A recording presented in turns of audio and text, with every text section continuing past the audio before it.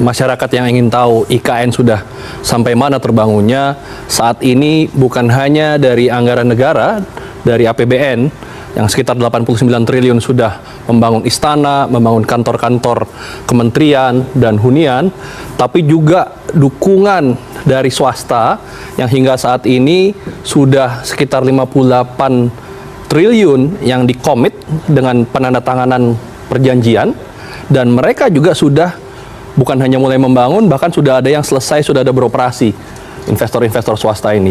Ada hotel bintang 5 Swiss Hotel, ada 2 rumah sakit internasional, Mayapada dan Hermina, pembangkit listrik energi terbarukan dari tenaga surya 50 megawatt dibangun oleh PLN dengan mitra dari Singapura Sembcorp, kemudian kendaraan transportasi publik dengan bus listrik dari Bluebird, bahkan lapangan sepak bola kualitas internasional dari PSSI yang dibangun oleh FIFA sudah tersedia di sana. Jadi di tengah efisiensi anggaran, kita tidak khawatir.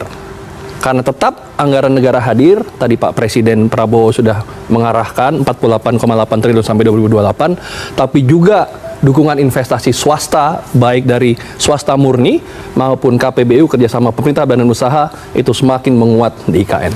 Baik, Pak Agung, ini menarik sekali ya. Jadi di tengah pemangkasan anggaran, sebenarnya ini pemblokiran anggaran ataupun efisiensi anggaran ini tidak terlalu berdampak kepada perkembangan IKN selanjutnya. Dan tadi Anda juga sudah menyebut terkait dengan investasi, pekan lalu OYKN juga sempat menyebut masuk investasi swasta ini sekitar 6 triliun rupiah lebih pada Februari ini dari swasta. Bapak bisa dapat menjelaskan lebih lanjut terkait rincian sebenarnya investasi tersebut dan juga sektor-sektor apa saja yang terlibat pada Februari tadi? Baik, jadi yang pertama kata-kata diblokir ini kita luruskan dulu. Jadi yang diblokir bukan anggaran IKN, ya.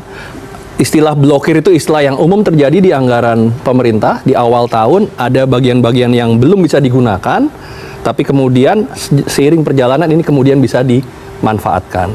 Sehingga melalui Impres Efisiensi Anggaran nomor 1 tahun 2025 yang diterbitkan tanggal 22 Januari, kita tidak khawatir karena tanggal 21 Januari sehari sebelumnya pada rapat kabinet terbatas, Presiden Prabowo Subianto di hadapan Kepala Otorita IKN Bapak Basuki Hadimulyono, Menko Infrastruktur Pak AHY, Menteri PU Pak Dodi Anggota dan Menteri Perumahan Pak Marwarar Sirait sudah menyampaikan untuk IKN ini tetap menjadi prioritas dan sampai dengan 2028 48,4 triliun.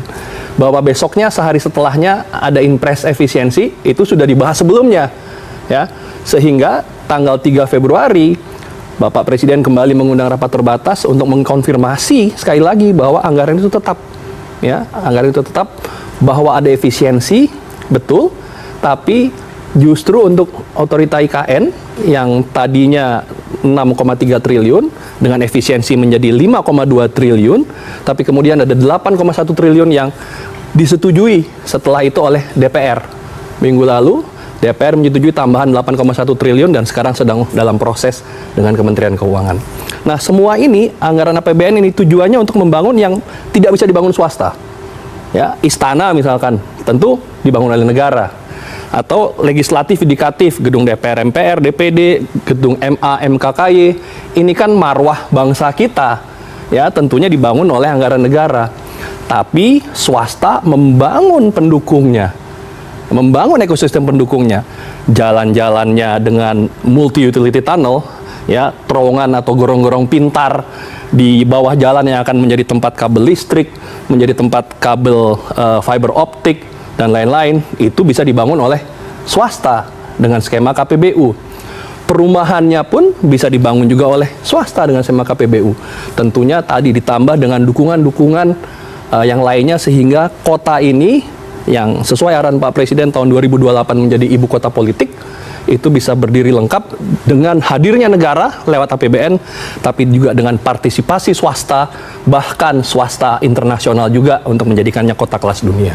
Baik Pak Agung, kalau misalnya kita hitung tadi dari beberapa angka-angka yang tadi Pak Agung sampaikan, jadi efisiensi anggaran ini hanya sekitar 1 triliun rupiah. Betul. Dan ditambah nanti ada 8, sekian triliun rupiah yang akan dikucurkan juga oleh pemerintah untuk membangun IKN ini. Seperti Persis. itu ya Pak Agung? Persis. Baik, sudah diluruskan, jadi pemblokiran anggaran ini juga sudah dijelaskan oleh Pak Agung, dan tentunya kami tadi juga sudah mendapatkan informasi terkait dengan skema kerjasama dari pihak swasta dan juga kerjasama dengan pemerintah. Seperti apa Pak skema ini?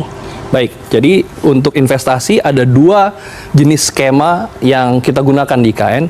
Pertama adalah swasta murni atau kita menyebutnya direct investment, dan yang kedua adalah KPBU, kerjasama pemerintah dengan badan usaha atau PPP, Public Private Partnership.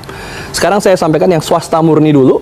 Ini adalah investor swasta masuk ke IKN di atas lahan yang disediakan IKN, kemudian melakukan perjanjian dengan IKN, mereka harus membangun dalam satu waktu tertentu, dan resiko-resiko bisnisnya ditanggung sepenuhnya oleh investor. Contoh, bangun hotel tadi, ada Swiss Hotel, atau rumah sakit, ada Mayapada, ada Hermina, kemudian yang sedang dibangun ada rumah sakit Padwi Waluyo misalkan, dan lain-lain, itu semua direct investment yang tadi disebutkan ada tambahan sekitar akan 6 triliun. Bulan Februari ini kita targetkan sampai dengan 9 investor akan bertambah bangun hotel bintang 3, bintang 4, akan bertambah bangun rumah makan Padang gitu ya.